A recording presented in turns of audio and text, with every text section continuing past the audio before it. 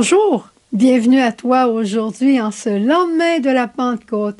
Belle neuvaine que nous avons vécue ensemble et nous avons été très nombreux à vivre cette neuvaine. À tous les jours, il y avait plus de 2000 personnes à la neuvaine. Extraordinaire. Et je suis sûre que l'univers entier a reçu le don de l'Esprit par la prière de Marie que nous célébrons aujourd'hui et par nos petits oui que nous avons ajoutés dans les mains de Marie. C'est aujourd'hui la fête de Marie, mère de l'Église. Mère de l'Église, c'est un vocable de Marie qui lui a été donné à la fin du Concile Vatican II, quand le 21 novembre 1964, le pape Paul VI promulguait la Constitution sur l'Église et déclarait Marie, mère de l'Église.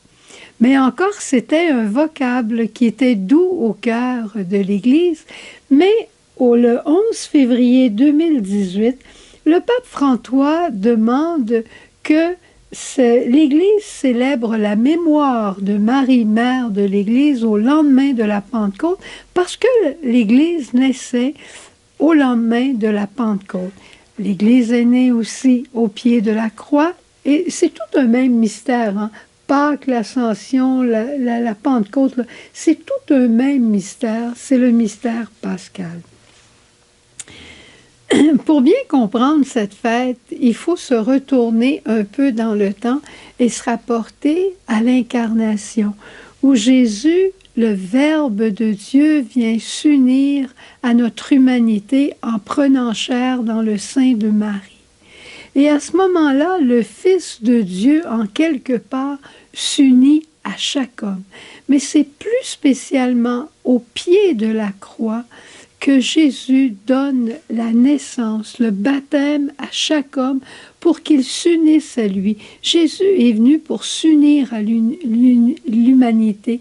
Il est venu s'unir à l'humanité comme un époux s'unit à son épouse. Et l'épouse du Christ, c'est l'Église. C'est toi et moi qui formons cette Église chérie et bénie de Dieu, pauvre, avec ses faiblesses, avec ses limites, mais riche de par sa tête, riche de par le cœur de l'Église du Christ. Jésus est la tête de l'Église, toi et moi, nous sommes les membres et nous le savons. Mais si Marie est la mère de la tête, Marie est aussi mère du corps entier.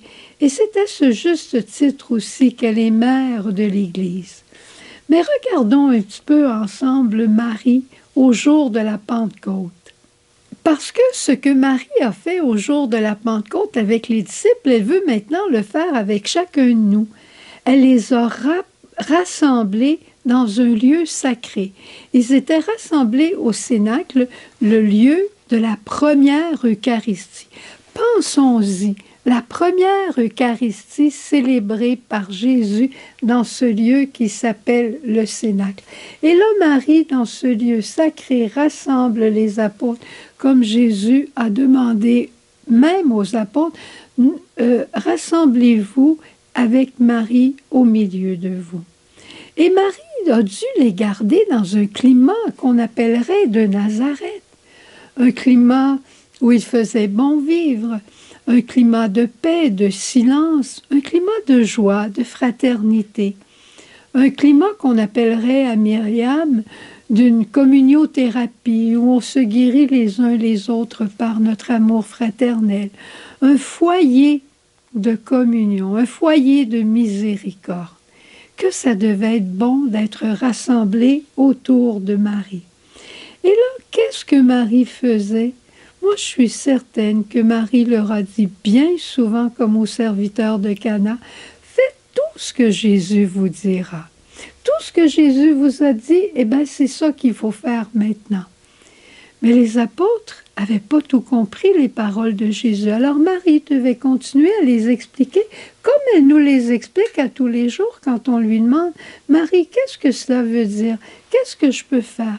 Comment je pourrais procéder? » Et il y a toujours une petite parole de sagesse qui nous est soufflée au cœur et qui est, d'après moi, une parole d'un souffle marial. Et Marie, pendant ce temps, Marie, elle prie. Elle garde toutes ces choses, tous les désirs des apôtres. Elle les garde dans son cœur et elle les présente à Dieu. Et elle appelle l'Esprit. Les apôtres ont ce pouvoir maintenant d'être les cofondateurs de l'Église, mais même s'ils savent beaucoup de choses, il leur manque l'Esprit Saint. Sans l'Esprit Saint, on ne peut rien faire. C'est un peu comme si on avait une pièce dans laquelle il y avait un éclairage extraordinaire, des lumières d'une qualité on ne peut trouver mieux, avec du filage complètement neuf.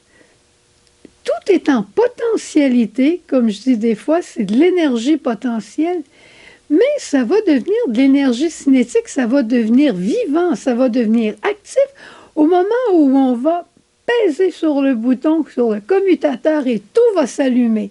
Eh bien, ça a été ça les apôtres, ils sont au Cénacle, ils sont préparés, ils ont prié, ils ont appris encore les paroles de Jésus, ils savaient tout avec Marie, et Marie priait, et voilà que, pouf, la connexion se fait. L'Esprit vient prendre toute leur capacité, vient prendre toutes leurs possibilités, leurs talents d'homme, leur charisme, comme Pierre, son charisme de chef. L'Esprit vient enflammer tout ça et c'est la fondation de l'Église. Et là, les apôtres sortent et ils parlent un langage nouveau. Quel est ce langage nouveau? Est-ce qu'ils parlent en russe? Est-ce qu'ils parlent en éthiopien? Ils parlent en grec? Non, je ne crois pas. Je crois qu'ils ont parlé le langage de l'amour et le langage de l'amour que leur a appris la Vierge Marie. Je le crois profondément. On dit que dans quelques pays où l'on va, avec un sourire, avec une main tendue, avec un bras pour aider à quelqu'un d'autre, on peut faire un grand bout de chemin. Eh bien, Marie a enseigné aux apôtres, comme elle veut enseigner et m'enseigner, le chemin du langage universel de la charité. Et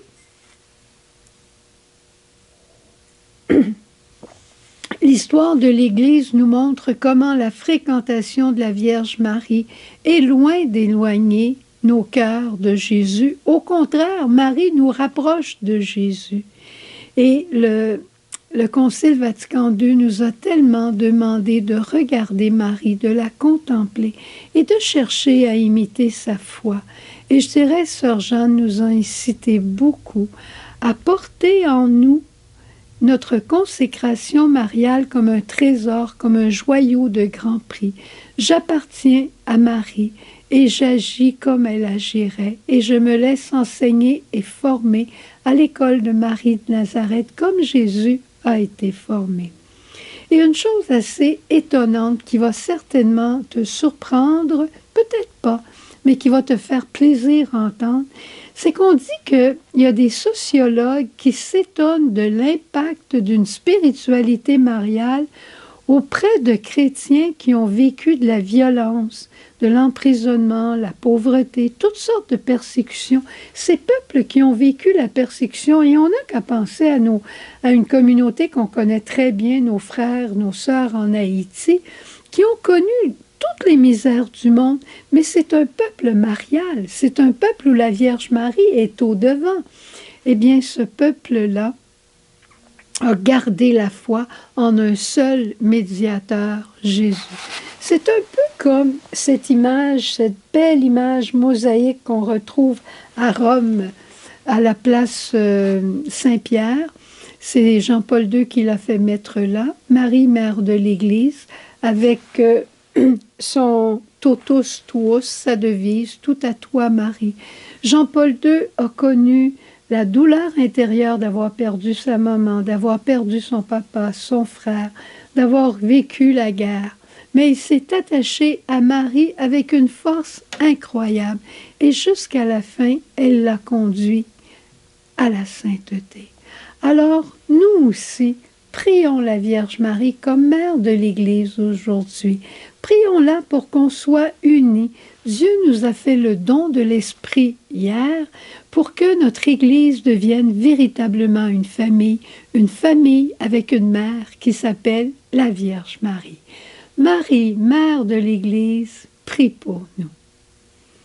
Au revoir, bonne journée, à demain.